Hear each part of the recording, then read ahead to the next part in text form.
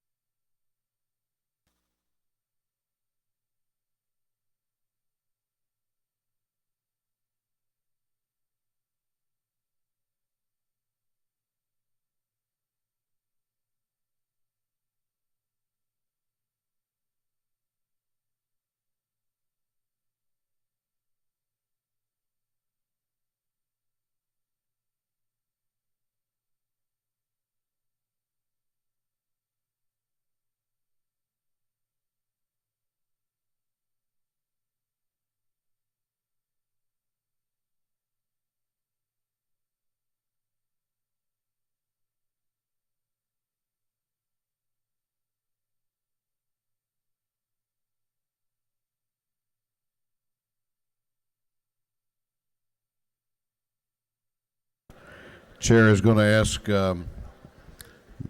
members and guests to please find seats.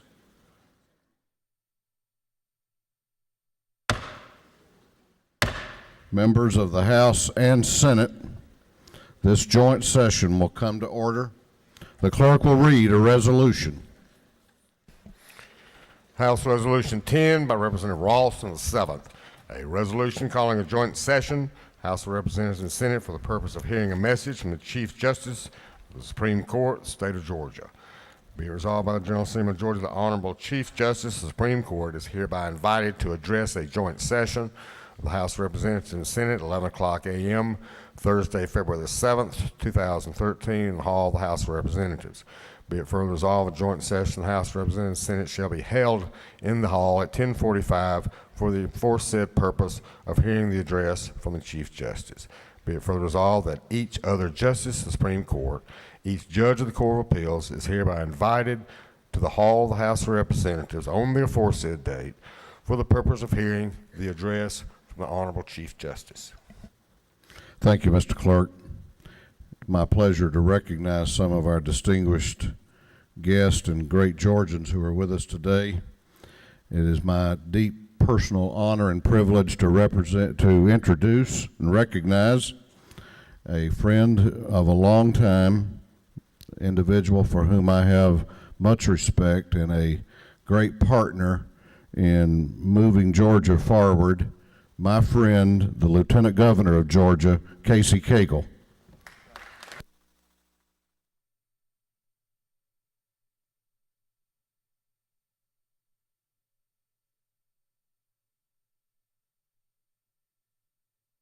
I'm also pleased to recognize the President Pro Tem of the Senate, David Schaefer.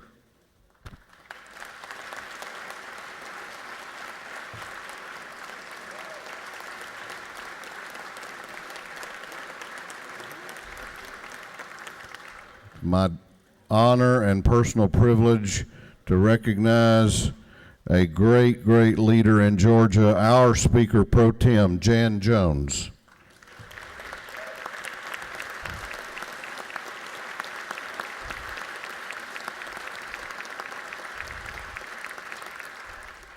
I am pleased to recognize also the members or the judges of the Court of Appeals of Georgia.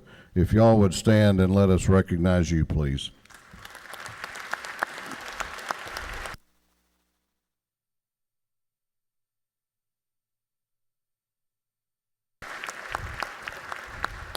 I'm honored to recognize now the justices of the Georgia Supreme Court. If y'all would please stand.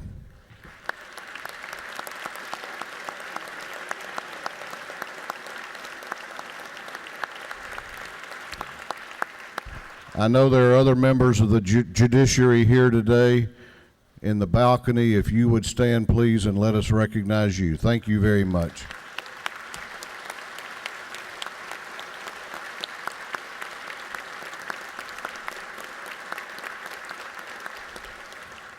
One of the great honors that I have had since I have been honored to be in this position is that of working with the Chief Justice of the Georgia Supreme Court for the past 3 years. The Chief Justice has been a tireless advocate for our state having a judiciary that is second to none, making sure that access to justice is available to all Georgians, and it has worked hard in that regard, and I have been pleased to be able to work with her. Chief Justice Hunstein is a person of great conviction, high standards, and is a true leader in the judiciary.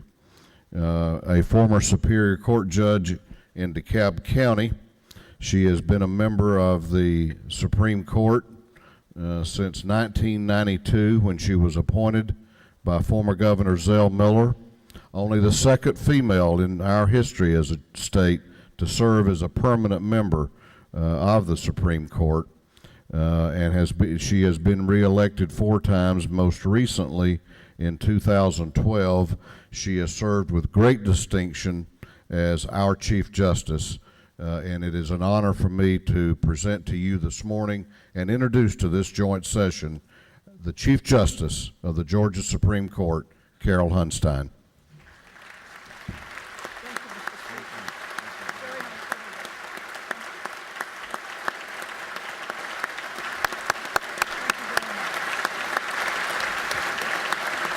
I'm going to step behind you here. Thank you. Lieutenant Governor Cagle, Speaker Ralston, President Pro Tem Schaefer, Speaker Pro Tem Jones, members of the General Assembly, my fellow judges, ladies and gentlemen. Thank you once again for the opportunity to deliver to this distinguished body the State of the Judiciary Address. Your annual invitation to the Chief Justice to give a candid review of our goals, accomplishments, and the challenges ahead is a reflection of the honor and support you have extended to the judicial branch of government. On behalf of the judiciary, I thank you for your support. I am privileged to stand among some of the finest judges this country has, and today some of them are here. They include my friends and colleagues on the Supreme Court of Georgia, presiding Justice Hugh Thompson, Justices Robert Benham, Harold Melton, David Namias, and our newly appointed Justice, the Honorable Keith Blackwell. Justice Harris Hines is under the weather today and will not be here. Also here are the esteemed judges of the Court of Appeals of Georgia, including Chief Judge John Ellington. In addition, we are honored to have in the gallery judges from around the state. Just as you have always welcomed us, we welcome you to visit our courtrooms and our chambers at any time. I particularly want to welcome the legislators who are new to the General Assembly. I had the opportunity to meet some of you recently at the University of Georgia for the 28th Biennial Institute for Legislators. All of us in the judicial branch look forward to working with you in our common mission to serve the people of this state to the very best of our abilities. It is said that leadership is the capacity to translate vision into reality. I am grateful that during the almost 4 years I have been Chief Justice, I've had the privilege of working closely with true leaders who were elected to this body of lawmakers, people who have had a vision and began to translate it into reality. The work that was begun in this state on criminal justice reform is extraordinary. Thanks to your leadership, the leadership of our Governor, Nathan Deal, and the leadership of this state's judges, 2 years ago, all three branches of government came together united in an effort to enhance citizens' public safety while protecting their tax dollars from runaway prison costs. In 2011, Representative Jay Neal introduced legislation creating the Special Counsel on Criminal Justice Reform. I could not be more proud of the work of the Special Counsel, of which I've been privileged to be an active member, along with Judge Michael Boggs of the Georgia Court of Appeals, who today co-chairs the council, Senators John Crosby, Ronald Ramsey, Representative Wendell Willard, Mary Margaret Oliver, Jay Powell, and a number of others, including co-chair David Werner, the governor's Deputy Chief of Staff, and Thomas Worthy, the governor's Deputy Executive Counsel.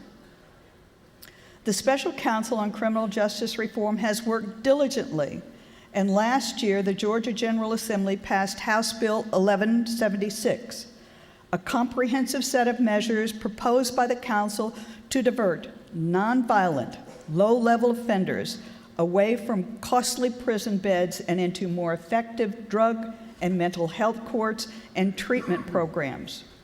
Our goal from the beginning has been to create a safer Georgia through lower recidivism rates while saving millions of taxpayer dollars. Less than a year later, we already have begun to see the fruits of our labor. Recently, Corrections Commissioner Brian Owens announced that after years of steady growth, Georgia's prison population appears to be leveling off, putting us on track to save $264 million in 5 years. The number of inmates sitting in county jails as they wait for state prison beds is declining, and there has been a real reduction in the number of inmates waiting in local jails for beds in probation detention centers. These are important changes that represent real savings. One of the most significant accomplishments has been the beginning of a new way of handling long-term inmates who have served many years, sometimes decades, in prison. The fact is that 95% of this state's 57,000 prison inmates will eventually walk out of prison. Only 5% will die there. We want to make sure that when they come out, they remain crime-free and are prepared to integrate safely back into society as wage-earning, tax-paying citizens. Yet, a significant number of our institutionalized prisoners will max out. That means that they will serve every day of their sentence in prison, but they will then be released into our communities with no parole officer or supervision of any kind. That's beginning to change. Rather than turn them out the prison gate with a bus ticket, $25, and a good luck wish, the State Board of Pardons and Paroles has begun assigning these long-term prison inmates to transitional centers some 6 months before their final release date to help them transition back into society. This change alone should significantly improve public safety by making these inmates less likely to return to a life of crime. Also, in the last year, thanks to your appropriation, 12 new drug and mental health courts have been created, along with a number of new substance abuse and mental health treatment centers. But the best measure of our success is counted in the many individual lives that are being changed daily as a result of these accountability courts. I have been privileged this last year to participate in several drug court graduations, as I know some of you have. I have been blessed to meet families who have been reunited by the courts, mothers and fathers who are once again truly functioning as parents and as tax-paying citizens who are showing up for work on time and sober. And I've been honored to receive personal letters from a number of the graduates. One graduate wrote, "On October 31st, I went to court and regained full custody of my 6-year-old son, Nicholas. It was the happiest day of my life, other than the day he was born. I am so grateful for the opportunity of giving back when for so long I took away." Another wrote, "I just wanted to say thank you for giving me a second chance to change my life and to start over." And a third, "Because of drug court, I have my life back." All 3 were charged with crimes.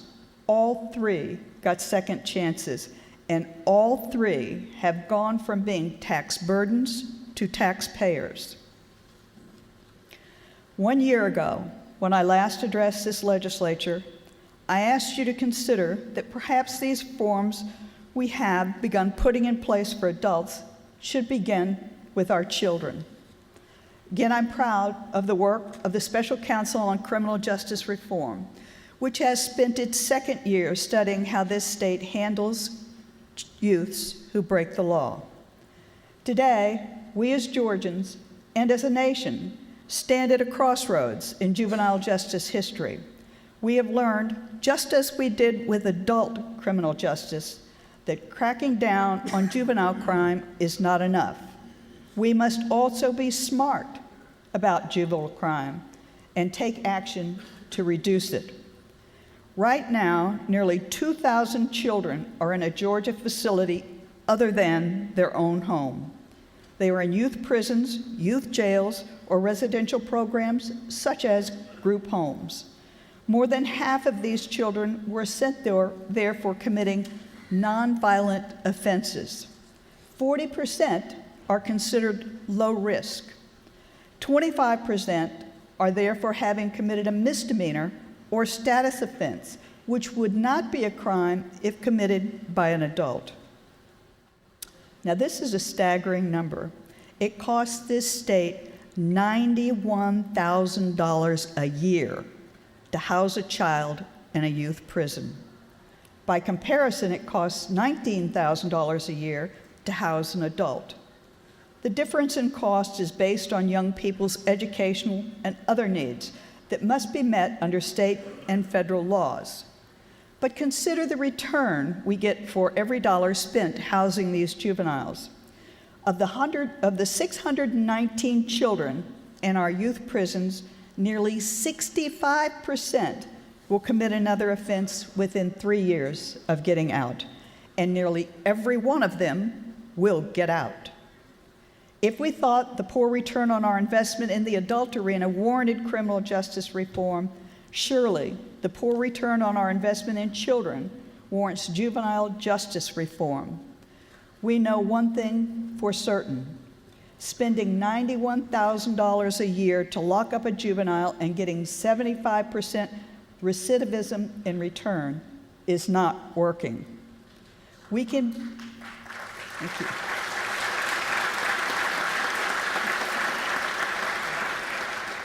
We can be smarter with taxpayer dollars. More importantly, we can produce a safer Georgia. The research shows that our reliance on incarceration for young people does not reduce their likelihood to reoffend. Indeed, it may do just the opposite, exposing low-risk young people to violence and abuse, and putting some on the path to adult criminality. At the same time, we have evidence of what does work. Community-based programs that offer mental health and substance abuse treatment, anger management programs, family counseling, education and employment programs, and probation supervision.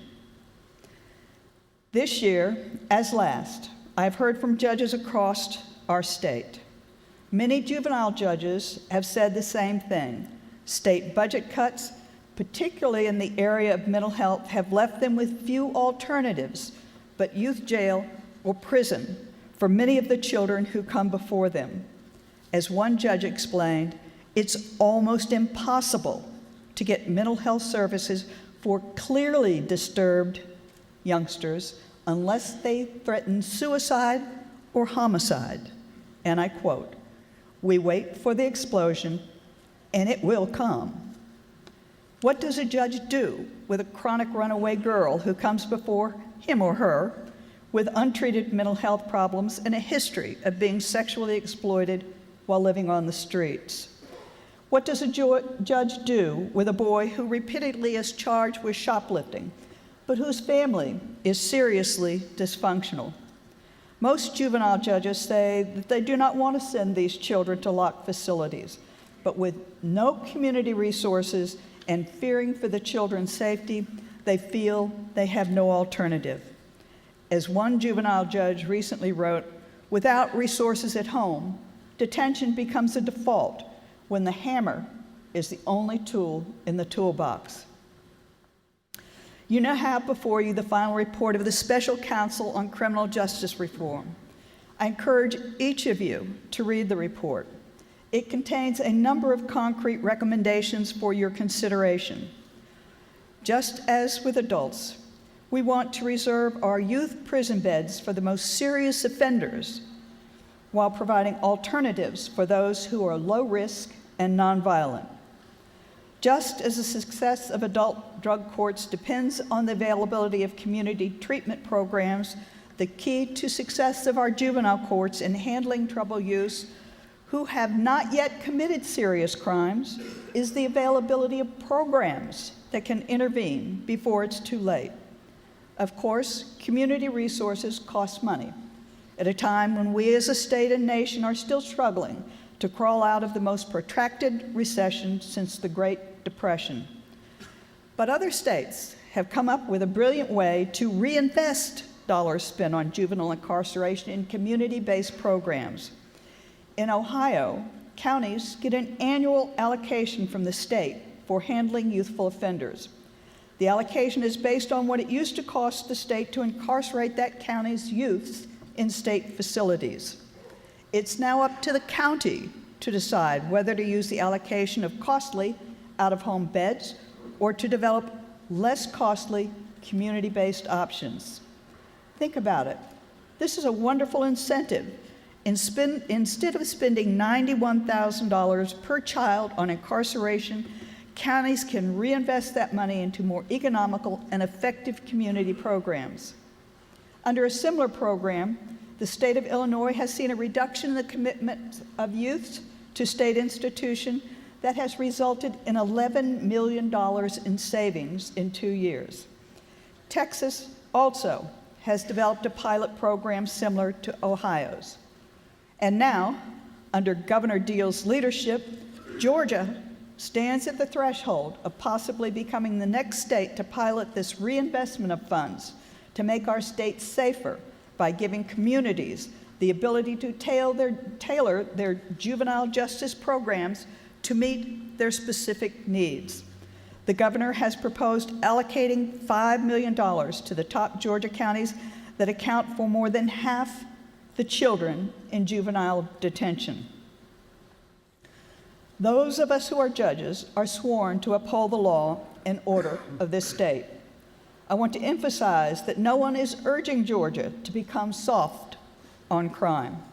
Some of our juvenile offenders have committed heinous, violent crimes and must be treated as adults and locked away from society.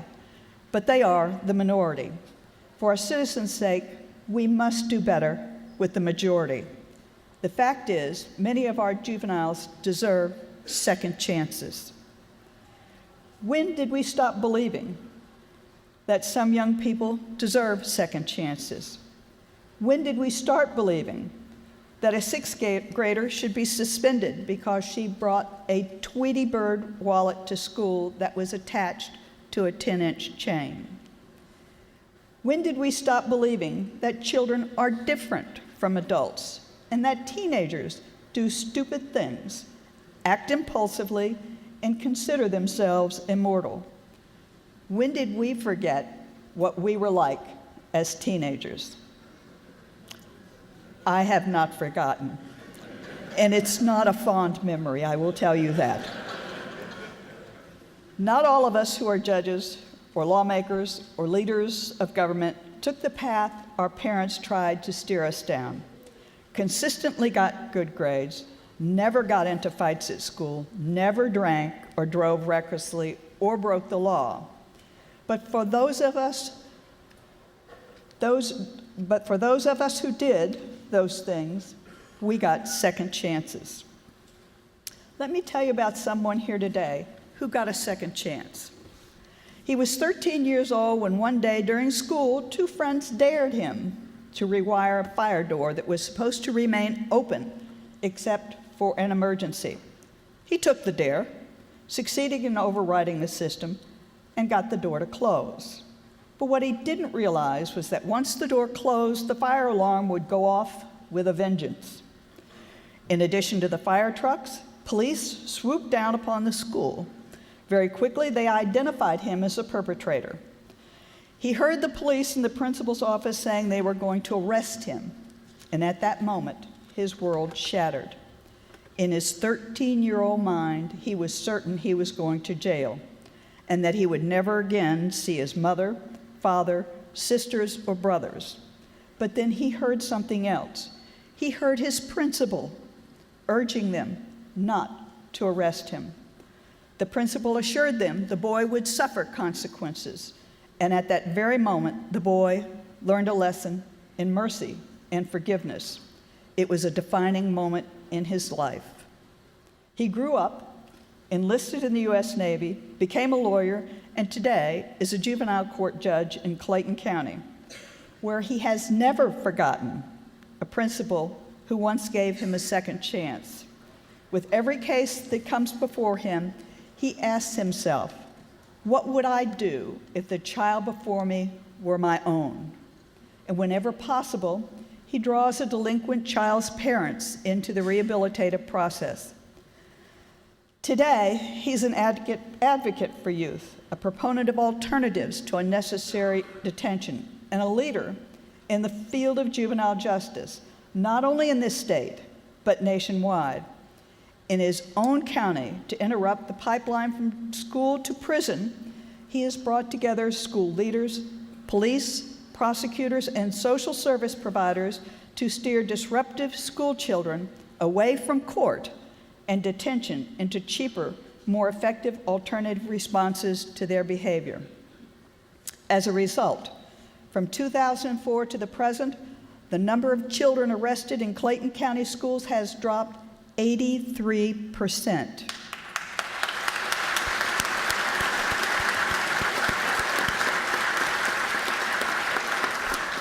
As he says, the juvenile court should be reserved for children who scare us, not those who make us mad.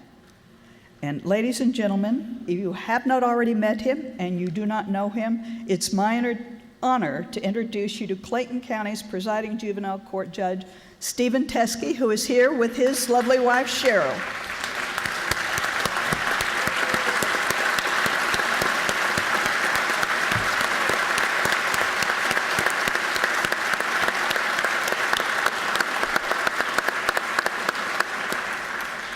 Thank you for all your leadership. I began today by telling you that I'm proud to stand beside some of the nation's finest judges. And as I said last year and the year before, the entire judicial branch operates with less than 1% of the state budget. That means for every Georgia citizen's tax dollars, less than 1 penny goes to fund the entire judicial branch of government. Budget cuts have been difficult for everyone, the judiciary included. But I'm proud that this branch of government has worked with the governor and you legislators to meet the demands of the budget shortfall. As judges, we are sworn to dispense justice, uphold the law, and protect constitutional freedoms. Our duties are simple but profound. They are fundamental to our democracy and a core function of government. We have no choice but to respond to all problems and conflicts that come before our courts. Despite the economic challenges, our judges have always worked hard to move forward and improve our system. In Barrow and Jackson County, judges have leveraged federal funds to create not just one, but 4 drug and mental health courts. The Commission on Interpreters has forged ahead with a pilot project to provide constitutionally mandated interpreting services to courts in outlying areas. In the area of domestic violence, Georgia ranks a dismal 10 in the nation for the rate at which men kill women. But thanks to the leadership of Representative Ed Lindsay, prosecutors have been given more tools to hold abusers accountable, and thanks to Judges Stephen Kelly and Peggy Walker, we now have a comprehensive plan that offers a roadmap for how to significantly reduce family violence in Georgia. We also continue to make progress in the electronic filing of legal documents. Our e-filing committee, chaired by my colleague, Harold Melton, is persevering in its goal to develop a statewide electronic filing system that is compatible with all our courts. I have mentioned a number of things today that the judiciary has accomplished, even in the face of challenging economic times. There is one more significant accomplishment that I would like to draw to your attention. In many ways, it's tied directly to juvenile justice reform, because many juveniles, justice means never coming into the criminal justice system. For 12 years, my colleague, Justice P. Harris Hines, has quietly chaired the Georgia Supreme Court's Committee on Justice for Children. Justice Hines has lent rock-solid support to the mission of improving the civil process and filed in child abuse and neglect cases.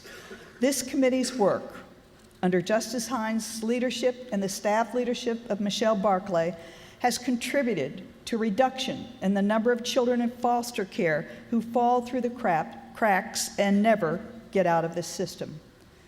With the Cold Case Project, we have improved the likelihood of finding children permanent homes before they age out of the system as adults with no families and no support.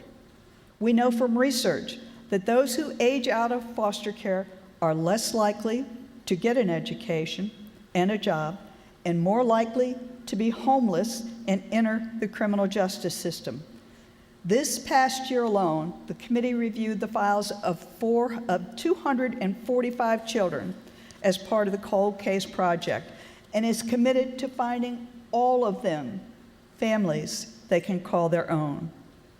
Just like so many of you, Georgia has among its judges many strong leaders who have managed to do more with less while translating a vision into reality.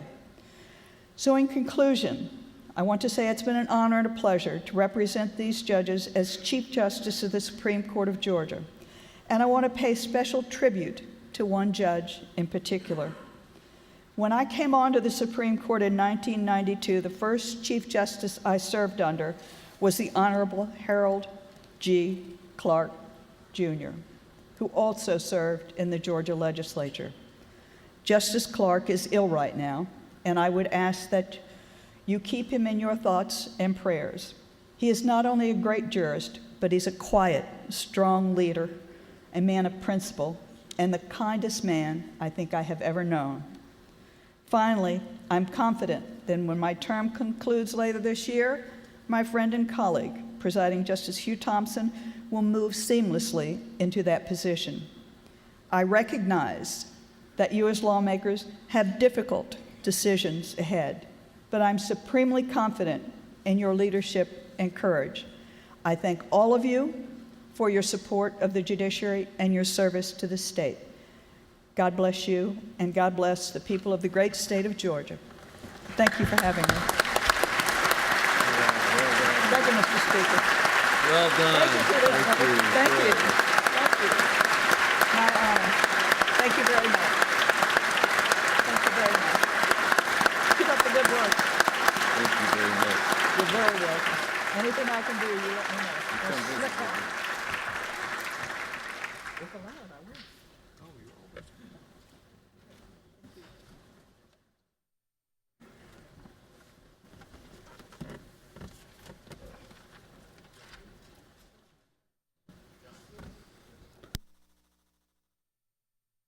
The doorkeeper will escort the Chief Justice, the members of the Supreme Court, and the Court of Appeals from the chamber.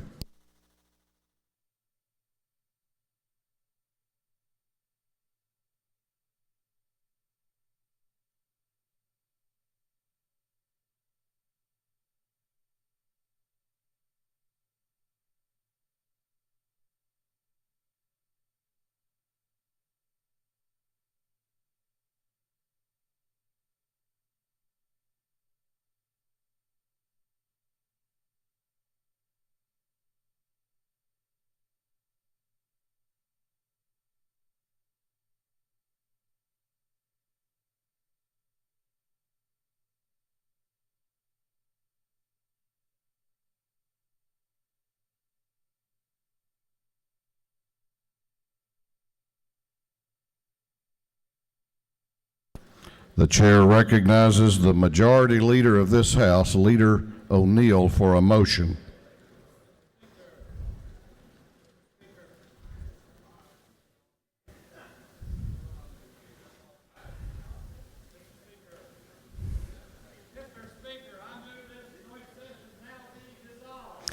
The majority leader of the House has moved that this joint session of the Georgia General Assembly be dissolved. All those in favor of the motion will say aye. Those opposed will say no. It's clear to the chair that the ayes have it. This joint session is hereby dissolved.